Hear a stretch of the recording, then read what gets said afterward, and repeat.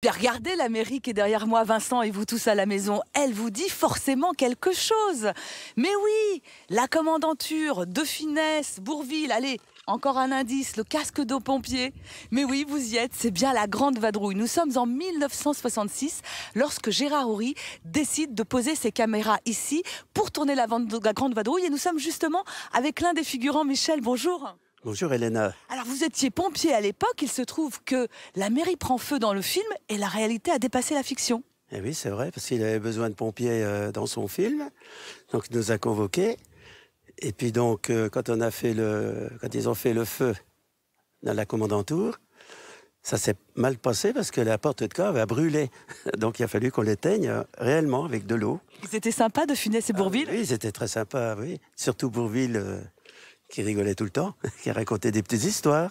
Bon, moi je vous rends votre casque de pompier et puis j'aimerais quand même en savoir plus. Oh, vous êtes beau Michel. Sur cette mairie, pourquoi elle a été choisie? C'est pas par hasard. D'abord parce que la Grand Place permet de nombreuses prises de vue et ensuite parce qu'il rassemble tout ce que la Bourgogne a de typique. Nous sommes justement avec Séverine. Bonjour Séverine. Bonjour Elena. Alors qu'est-ce qui est typique ici dans cette mairie de Meursault? Eh bien en fait sa toiture, tout simplement. Un toit de tuiles vernissées qu'on retrouve sur de nombreux bâtiments bourguignons, comme les hospices de Beaune par exemple, et qui est à l'origine en fait d'une commande des ducs de Bourgogne.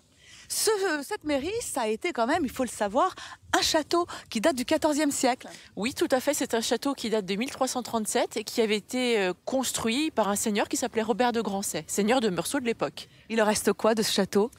Malheureusement, ce château a été démantelé au XVe et au XVIIe siècle et il ne reste plus que la partie du donjon.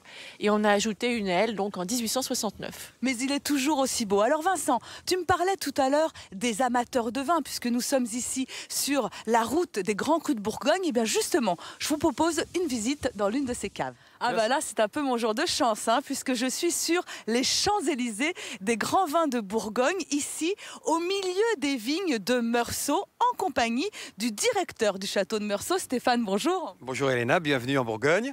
Alors j'aimerais savoir justement, en Bourgogne on a de nombreux vins, mais ici des appellations extraordinaires comme Meursault, Allos-Corton, Puligny-Montrachet, Volnay ou encore Pommard. Qu'est-ce qui fait la spécificité de ces vins? Eh bien, c'est ce que vous avez dit, c'est que bien que nous soyons sur le même cépage, le chardonnay pour les blancs ou le pinot noir pour les rouges, chaque village donne des vins très différents. Et c'est la force des Bourguignons d'avoir su et d'avoir compris pendant 2000 ans que d'un endroit à un autre, ce qu'on appelle les climats, qui ont été classés au patrimoine mondial de l'UNESCO, d'un endroit à un autre, vous faites des vins totalement différents, alors que vous avez le même raisin, chardonnay pour les blancs et pinot noir pour les rouges. Château de Meursault, il a 1000 ans d'histoire, près de 1000 ans d'histoire, et surtout des caves absolument somptueuses. Certaines datent d'ailleurs du XIIe siècle. Qu'est-ce qu'elles renferment, ces caves? Elle renferme tout le travail des générations passées et c'est tout ce que nous proposons à nos visiteurs, c'est de venir voir au cours d'une visite qui démarre dans des caves du 19e et qui remonte jusqu'au 12e siècle, de découvrir ce qui fait la grandeur de la Bourgogne. Donc nous avons près de 700 000 bouteilles en stock, près de 1000 fûts dans lesquels patientent les vins du millésime précédent. Et c'est tout cela que nous essayons d'expliquer et surtout de bien faire comprendre la relation qu'il y a entre le sol, le terroir et le résultat dans la bouteille définitive. Alors, comment elles se déroulent ces visites? Vous faites visiter toutes les caves?